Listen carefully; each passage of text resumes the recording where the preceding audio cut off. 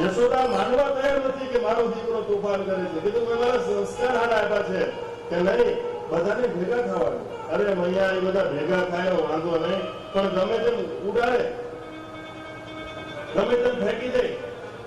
અને મૈયા એ તો કેમ જાણે તારો દીકરો હું જાણતો હશે, કઈ વિદ્યા જાણતો હશે, કઈક બૂમ પાડે એટલે આખા ગામના વાંદરા ઉડતા ઉડતા એની હારે મારા ઘરમાં ઘૂસી જાય અને વાંદરાને ખવડાવી દે, એના મિત્રોને ખવડાવી દે. મૈયા કહે છે મેં મારા દીકરાને સારા સંસ્કાર આપ્યા છે. વાંદરા કે એ તો જીવન છે ને એટલે એને ખવડાવવું પડે, બધાને ખવડાવે. અને ભગવાન કહે કે આજે મારે બધાને જ ખવડાવવાનું છે. કારણ કે ભગવાન કૃષ્ણ નાના હતા ને એટલે એ વિચાર કરે કે આગલા જન્મમાં જયારે રામ બન્યો હતો ત્યારે વાંદરાએ જ મારી મદદ કરી હતી, ત્યારે મારી પાસે ખીચામાં કાંઈ નહોતું. આ બધું વાંદરાને ખવડાવી દેવાનું, બધું વાંદરાને ખવડાવી દે છે, ગોવાળને ખવડાવી દે છે. કીધું કે મૈયા ચાલો ખવડાવી દે, બરોબર. પણ પછી આ અમારા વાસણાઓને છોડી નાખે અને વાસણાઓ ગાયનું દૂધ ધારી જાય તો પછી અમારી પાસે કઈ દૂધ રહે નહીં. ત્યારે મૈયા કહે છે કે ના ના તમારા અમે તમે છે ને દૂધ લેવા માટે તમે તમારા વાસણાઓને તમે ધવડાવતા, તમે ખુદ દૂધ લઈ લો છો એટલે જ મારો દીકરો છોડતો હતો. ભગવતી જગદંબા કોઈ પણ રીતે માનવા તૈયાર નથી કે મારો દીકરો તોફાની છે. એ તો એમ કહે કે તો ડાયો છે, સંસ્કારી છે. અને કીધું કે તમારે કોઈને એવું કહેવાનું નહીં કે મારો દીકરો ચોરી કરે છે, તોફાન કરે છે. મૈયા તારો દીકરો હેરાન કરે છે. અને તો મૈયાએ એમ કીધું કે તો તમે એક કામ કરો, તમારી માટલી જે છે ને એટલે તમારે ઉપર દોરીમાં કાઢીને ઉપર બાંધી દેવાની, ઉપર બાંધી દેવાય એટલે તમારું દહીં દૂધ માખણ જે હોય એ સલામત રહે. ત્યારે ગોપી ગોપી માં રહેવા દે, બધું અમે કરી ચૂક્યા છીએ, અમે ઉપર જ બાંધ્યું હતું. તો એના બધા મિત્રો આવે, એકબીજાને નીચે ત્રણને રાખે, ઉપર બેને રાખે, પોતે ઉપરો એક જણ બધું તોડીને ખાય, બધું ફેંકી દે. માં છે એ કોઈ દિવસ એ પોતાના દીકરાનું પેલું જોઈ શકે નહીં. તમે મારા દીકરાનું નામ ખરાબ કરશો. માની સામે ગમે એટલે આવે, પણ માં છે ને તે કોઈ દિવસ એના દીકરાનું અહીં જોઈ ન શકે. માં મારે ખરી, માં મારે ખરી પણ માર ન ખાવા દે. માં મારે ખરી પણ માર ખાવા દે. અને માં મારે ને એમાં અવાજ જ આવે, ભાગે નહીં. માં મારે તેમાં અવાજ આવે પણ વાગે. માં પાત્ર એવું છે કે યશોદા એમ કહે કે નહીં મારા દીકરો તમે નામ બગાડશો તો ભવિષ્યમાં લગ્ન નહીં થાય. માં એટલો બધો ભગવાનને પ્રેમ કરે છે કહે કે નહીં તમારે એવું નહીં કરવાનું. કોઈ બહુ સરસ કીધું છે કે એક દીકરો જે હોય ને એ માની સાથે આવા કથા મંડપમાં જાય તો દીકરો બેઠો બેઠો માની પાસે માં મને કંટાળો, માં મને ચોકલેટ આવે, માં મારે આમ ખાવું, માં પેલું આ ટીવી કેમ છે, અમારે એમાં સ્ક્રીન કોને મૂક્યું છે, આ કોણ બેઠું છે, આ શું બોલે છે. માં પછી મોબાઈલ ઘણું બધું ભાગ્યા કરે મા પાસે. માને 2 મિનિટ પણ શાંતિથી બેસવા દે કે માં મને આ, માં મને ત્યાં, માં ચાલ ઘરે ચાલ, માં આમ કર. પણ એ દીકરો બાપની હારે આવ્યો હોય તો, બાપની હારે આવ્યો હોય તો એ દીકરો એક જ પ્રશ્ન કરે, બાપને એમ કે મારી માં ક્યાં છે. એટલે બાપ કે જ્યાં તારી માં છે દીકરો ત્યાં જતો રહે. દીકરાનો એક જ પ્રશ્ન હોય કે મારી માં ક્યાં છે, અને એ માં પાસે જતો રહે. માં છે એ પૂર્ણ શબ્દ છે. મોઢેથી બોલું માં, પછી મને સાચે, નાનપણ સાંભળે, પછી મોટાપણની બધી મજા મને કડવી લાગે. 80 વર્ષનો ડોસો બેઠો હોય એને કીધું કે એને એની માં યાદ આવે, એની ઘરે દીકરાને ઘરે દીકરા હોય પણ એ રોવા મળે કેમ કે એને એની માં યાદ આવી ગઈ. માં પાત્ર એવું છે.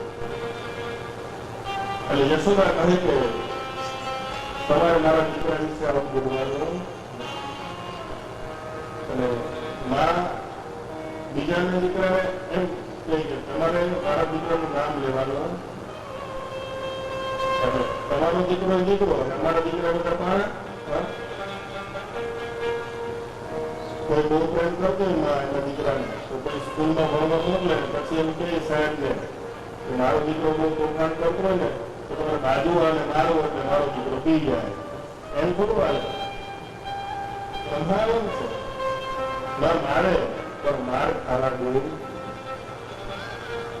અને કેટલી તાકાત હશે માના પલ્લુમાં, કેટલી તાકાત હશે આ માના પલ્લુમાં કે દીકરો કઈ તોફાન કરીને આવે, કોઈને મારવા આવે, કોઈ લાકડીને બાપ આવે, કોઈ આજુબાજુ દોડવા આવે, પણ એ ગમતા ક્યાં, ભાગે ક્યાં કે મારા પલ્લુમાં મોઢું છુપાઈ જાય. એ આવા કોઈની તાકાત નથી કે કોઈ મને હાથ ડાળી શકે.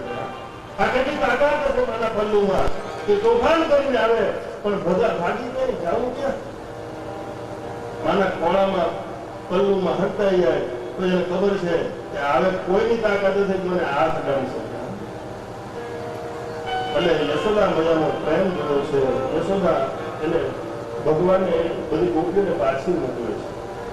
બધી ગોપીઓને અંદરથી ચિંતા થાય કે યશોદા મારું કઈ સાંભળતી નથી, યશોદા મારું કઈ સાંભળતી નથી.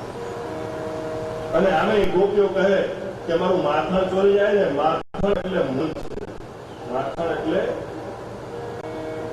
ગોપીઓનો કમ્પ્લેન હતી કે આ તારો કાનો છે ને અમારું મન ચોરી જાય છે, પછી અમારું મન કઈ કામમાં લાગતું નથી, અમને છાસ ફેરવવામાં મન લાગતું નથી, અમને ગાય દોવામાં મન લાગતું નથી, અમને વાહેંદું કરવામાં મન લાગતું નથી, અમને ઘરના કોઈ કામ, અમારું મન આ લઈ જાય છે. એકવાર ગલીમાંથી નીકળે ને પછી અમે જોતી રહી અને લટકા જોતી રહી, અમે બધું કામ ભૂલી જાય છે. માં મન છે એ માખણ છે, આ તારો દીકરો છે ને અમને બધાને ચોરી. ગોપીઓ કોઈના કોઈ બાને કૃષ્ણ સુધી પહોંચવાનો પ્રયત્ન કરે. યશોદા કાની નથી જવા દે.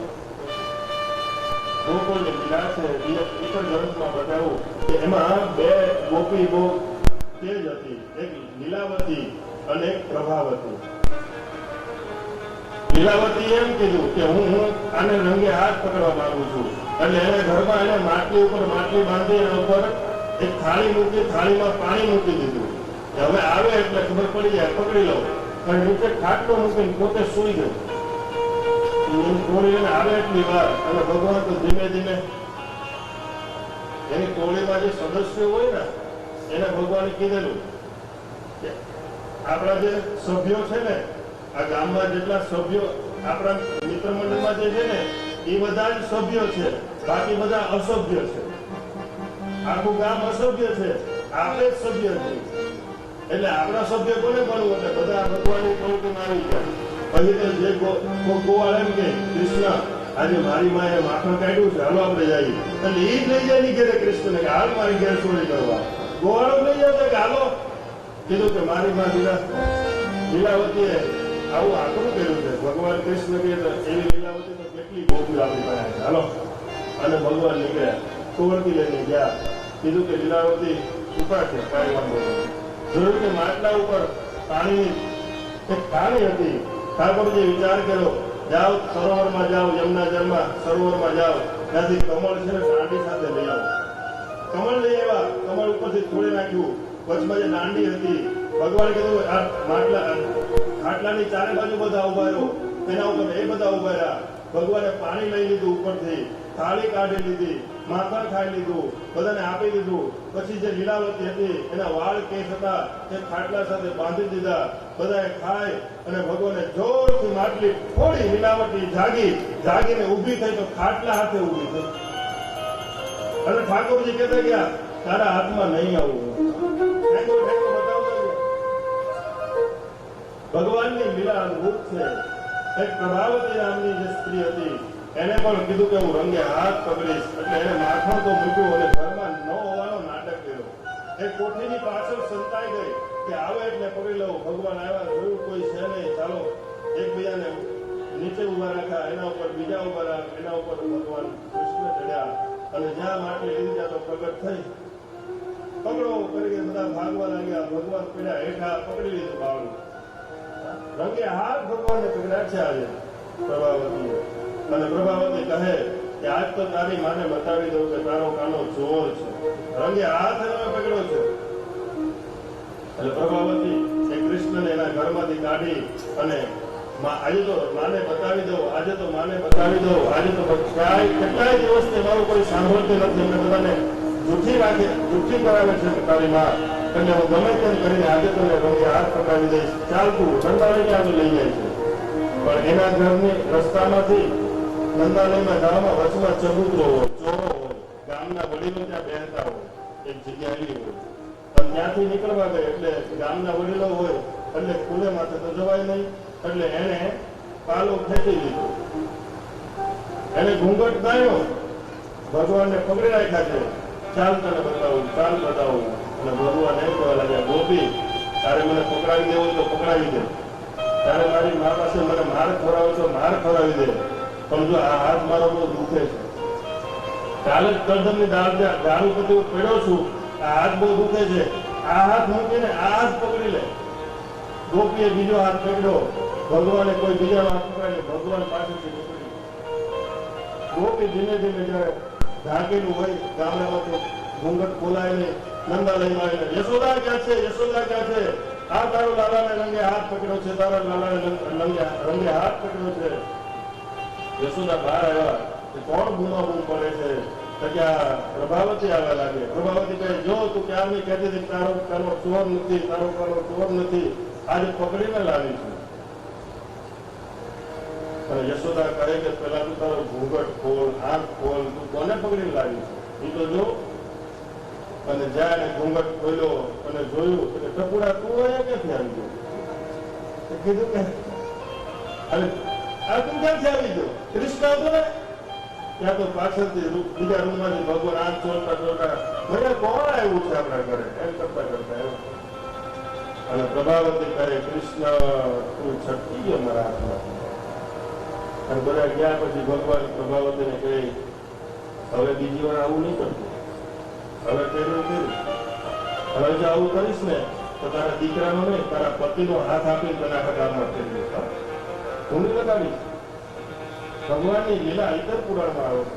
અનેક ગોપીઓ ભગવાન સાથે જોડાવા માટે, ગોપીઓ મન કામમાં લાગતું નથી. ભગવાનનું સ્વરૂપ એવું છે, ભગવાનની મૂર્તિ એવી છે કે કોઈ ભૂલી ના શકે.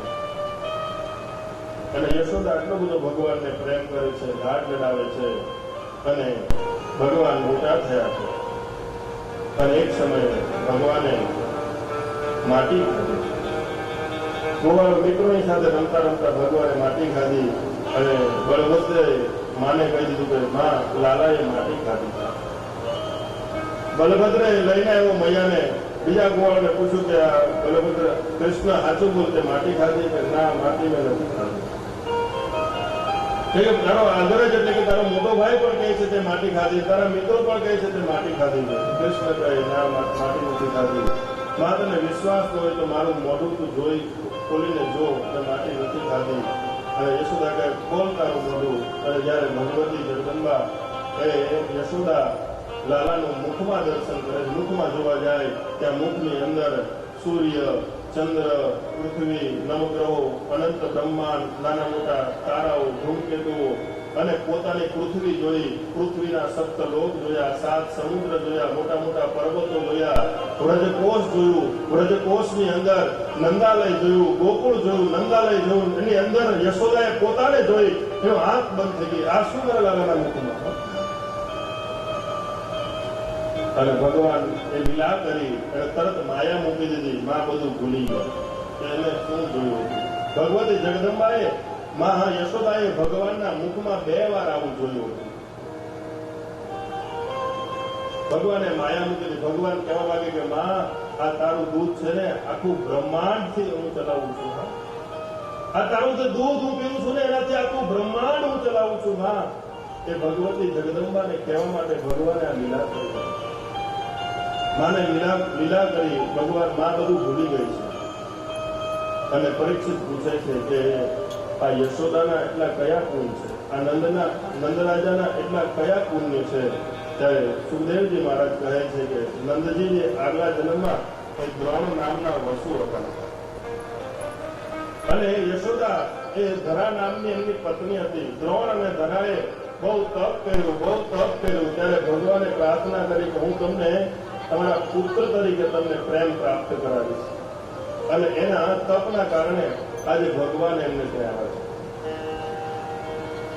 ભગવાનને જન્માવવા હોય, ભગવાનને આપણે પ્રાપ્ત કરવા હોય તો આપણને યશોદાની જરૂર પડે. ભગવાન કહે છે સંભવામી યુગે યુગે, હું હરેક યુગમાં આવવા તૈયાર છું, પણ મને કોઈ યશોદા મળે તો હું આવું. મને કોઈ કૌશલ્યા બને મળે તો હું આવવા હજી પણ તૈયાર છું. ભગવાન ક્ષણે ક્ષણે યુગે યુગે નહીં, ક્ષણે ક્ષણે પ્રગટવા તૈયાર. હર ક્ષણમાં ભગવાન આવવા તૈયાર છે, પણ શરત એટલી કે કોઈ યશોદા હોવી. ભગવાન ક્યાં આવે? જ્યાં દૂધ, દહીં, ઘી, ખાંડ, માખણ જેના ઘરમાં હોય એના ભગવાન આવે. કોઈ સંતે બહુ સરસ કીધું કે આપણું છે ને કિચન ખાલી થઈ ગયું છે અને બાથરૂમ ભરાઈ ગયું છે. કિચન ખાલી થઈ ગયું છે, કિચનમાં દૂધ ના હોય, દહીં ના હોય, ઘી ના હોય, મધ ન હોય, ખાંડ ન હોય, સુગર છે, ખાંડ થી આગાજ રહેજો. આખું કિચન ખાલી હોય, પણ બાથરૂમમાં જાવ તો આડો ડબ્બો, ઉભો ડબ્બો, જાડો ડબ્બો, કેટલા બધા પ્રકારના સાબુ, શેમ્પુ, કેટલા ફેસ વોશ, આમ તેલ, ક્રીમ, કેટલું બધું ભરાયું. એ બધું મારું દૂધ નું હોય બાજુ.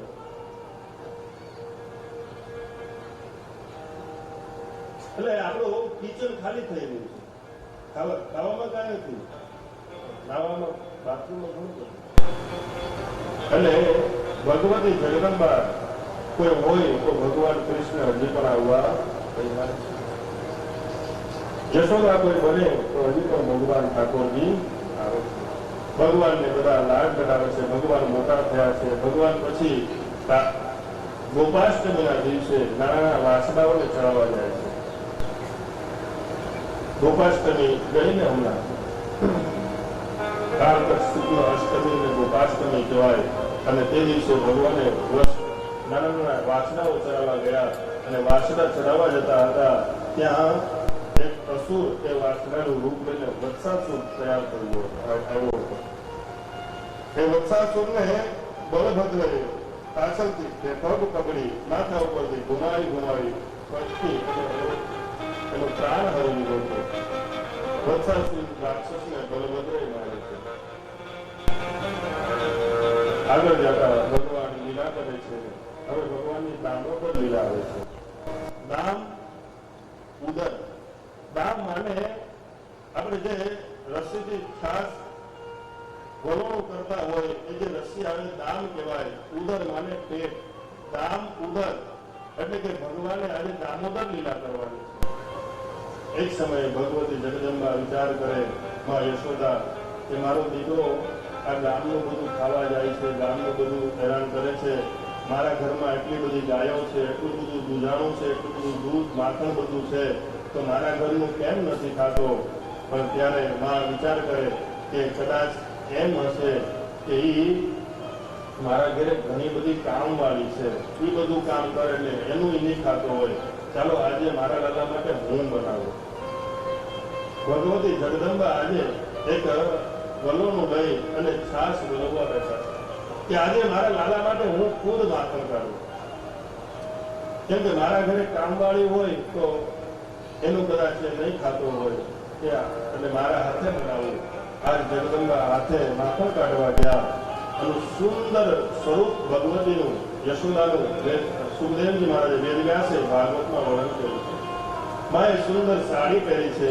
માએ સુંદર કેસમાં પુષ્પો નાખ્યા છે. મારા કંકણ ધીમે ધીમે જેમ રાઈ ખેંચતા જાય તેમ કંકણના અવાજ આવે છે. મારું સ્વરૂપ અદભુત વર્ણન બતાવ્યું છે. ભગવાન જોવા લાગ્યા કે આ ઉંમરની કેટલી મોટી ઉંમરની બાઈ, બહુ મોટી ઉંમરે હવે જયારે મંથન કરવા બેઠા એનો પરસેવો થવા લાગ્યો. કેટલું મંથન કરે છે કે માં? એટલે ભગવાન ધીમે ધીમે પાછા એની પાસે આવ્યા. માં આજે તું મંથન કરે છે? ભગવાન માને વાલા લાગ્યો. મા પાસે બેઠા અને માએ પછી ભગવાનને ખોળામાં લઈ લીધો અને આગળ જતા એક લીલા થઈ કે રસોડામાં દૂધ ઉભરાયું એટલે માએ લાલાને નીચે મૂકી અને દૂધ લેવા ગયા.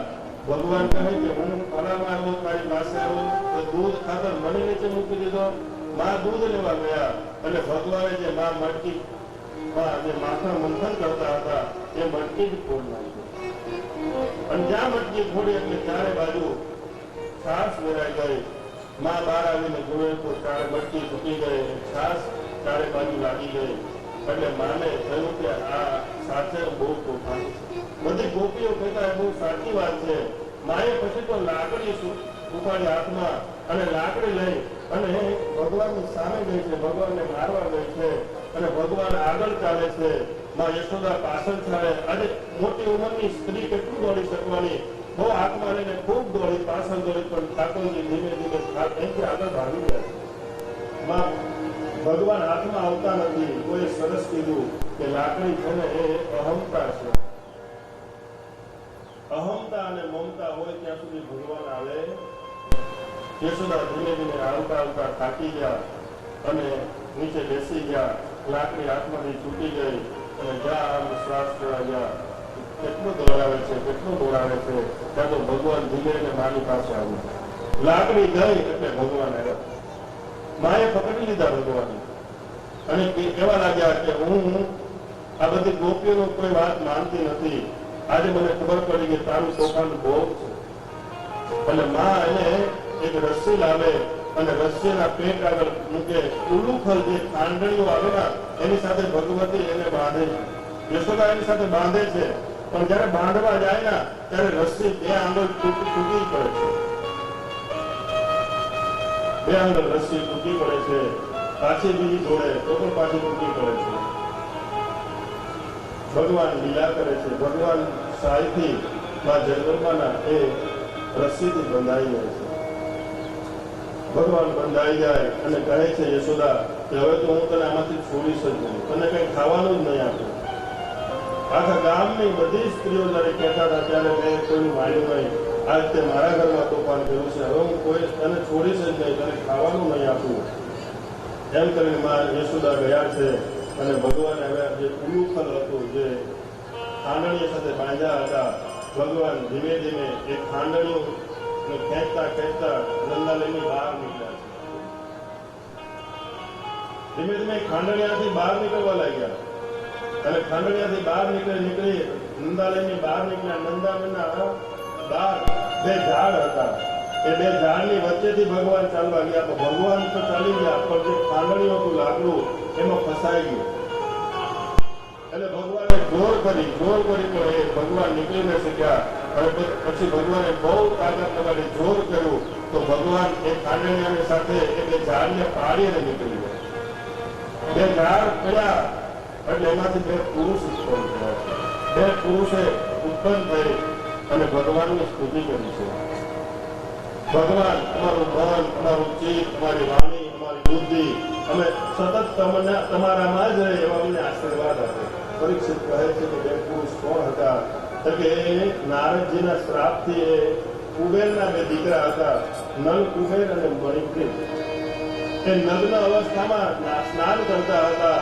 નારદજીએ શ્રાપ આપ્યો કે જાઓ જળ બુદ્ધિના તમે જાળવા થઈ જાઓ. કારણ કે સંપત્તિ આવે, સત્તા આવે, વ્યસન આવે, વ્યભિચાર આવે. આજે ચારે ચાર વસ્તુ કરતા હતા. એની પાસે સત્તા હતી, કુબેરના દીકરા હતા, સંપત્તિ હતી, કુબેરના દીકરા હતા, એટલે મદિરા પાન કરતા હતા અને વ્યભિચાર કરતા હતા. નારદજીએ શ્રાપ આપ્યો છે. એટલે આ સત્તા, સંપત્તિ આ માણસને હેરાન કરે છે. માણસ પાસે સાચું શરીર હોય, યૌવનમ ધન સંપત્તિ, પ્રભુત્વમ અવિવેકતા. યૌવન આવે, યૌવન હોય, જોમ હોય શરીરમાં, ઘણી બધી સંપત્તિ હોય તો માણસ ગમે તેવા પાપ કરી શકે. કોઈ પણ એક વસ્તુ યૌવન આવી જાય, સંપત્તિ આવી જાય, પાવર આવી જાય, બધા મિત્રો આવી જાય એટલે માણસ આડા રસ્તે થઈ જાય. પણ ભગવાનની કૃપા હોય ને તો જ આવા સારા કામો વાપરી શકે. નહીં તો આ સંપત્તિ છે તે ભલભલાને હેરાન કરે છે. સંપત્તિથી, કારણ કે સંપત્તિથી સંસ્કાર ન બને. સંસ્કાર હોય ને તો એ સંપત્તિનો સદુપયોગ કરે છે. સંસ્કાર વગર ભલે ઘરમાં મોટા મોટી કાર હોય, સંસ્કાર વગર ઘરમાં ભલે મોટા મોટી કાર હોય, પણ એ બેકાર થઈ જાય છે, એ કોઈને કામ આવતું નથી. આવા બધા ઉત્પાદ થાય છે ગોકુળમાં. એટલે નંદના ભાઈ ઉપનંદ કહે છે કે આપણે હવે આ ગોકુળમાં રહેવું, ગોકુળમાંથી બહાર જવું છે. એટલે બધા ગોકુળ છોડી અને આખું મેં ગોવાળિયાઓ બધા વૃંદાવનમાં આવે છે. વૃંદાવનમાં જ્યાં વૃંદા એટલે કે તુલસીનું વન હતું, તુલસીના વનમાં અમે બધા વિચાર કરે કે આ ગામ આપણે છોડી દેવું છે, અહીંયા તો ઘણા બધા ઉત્પાદ થાય છે. અને ગામ છોડીને વૃંદાવનમાં જાય. વૃંદાવનમાં એવા ચંદ્રાકાર ઘર બનાવે કે વચ્ચે નંદબાબાનું ઘર, બીજાના આમ ચારે બાજુ ઘર બનાવીએ એટલે આપણને બધાને નંદનું ઘર દેખાય. ચંદ્રાકાર ઘર બનાવે છે, ત્યાં રહે છે. ત્યાં ભગવાન જયારે ગાયો ચરવા જાય ત્યાં બકાસુર આવે છે. બકાસુર એ દંભ છે.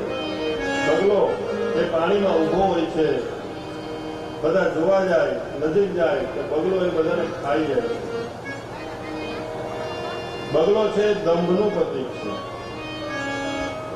બગલો આપણને લાગે રૂડો, ઉકાળો, એક પગ ઉપર ઉભો હોય, સમાધિ લઈને ઉભો હોય.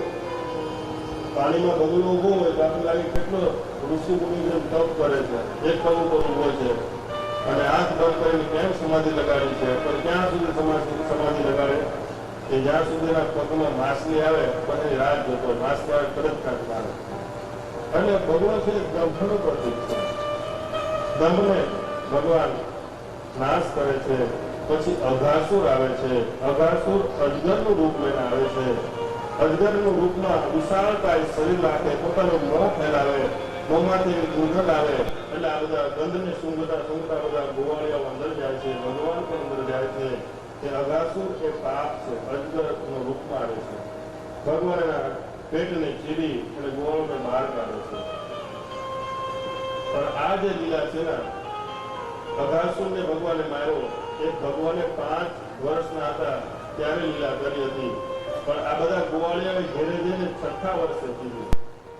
અને પરીક્ષિતે કીધું કે 1 વર્ષ થઈ ગયા બેટા. ત્યારે સુખદેવજી મહારાજ કહેવા લાગ્યા, એક વખત ભગવાને પોતાના મિત્રોને કીધું કે મિત્રો આજે આપણે છે ને ગાયો ચારવા જાય ને તો ગાયો ચરે ને તો સાથે સાથે આપણે પણ ઘરેથી બધું મિષ્ટાન લઈ જવાનું. આજે આપણે વન ભોજન કરીએ, ગાયો ભલે ચરતી ચરે પણ આપણે પણ એક ઝાડ નીચે બેસીને આપણે પણ બધા એક ભેગા થઈને ખાઈએ. વન ભોજન પહેલી ભગવાન કૃષ્ણએ કરાવ્યું હતું. ભગવાન કૃષ્ણએ કીધું કે સૌએ બધાએ કાલે ઘરે જવાનું અને સૌએ દૂધની આઈટમ બધા મિષ્ટાન લઈને આવવાનું, માલપુઆ લઈને આવવાના, દૂધ પાક લઈને આવવાનો, માખણની બધી આઈટમ લઈને આવવાનું, મિશ્રી લઈને આવવાની. સૌ બધાને કીધું કે બધાએ ખાવાનું લેતું આવવાનું. જે હાથમાં હોય તો હાથમાં લેતા આવવાના. જે પણ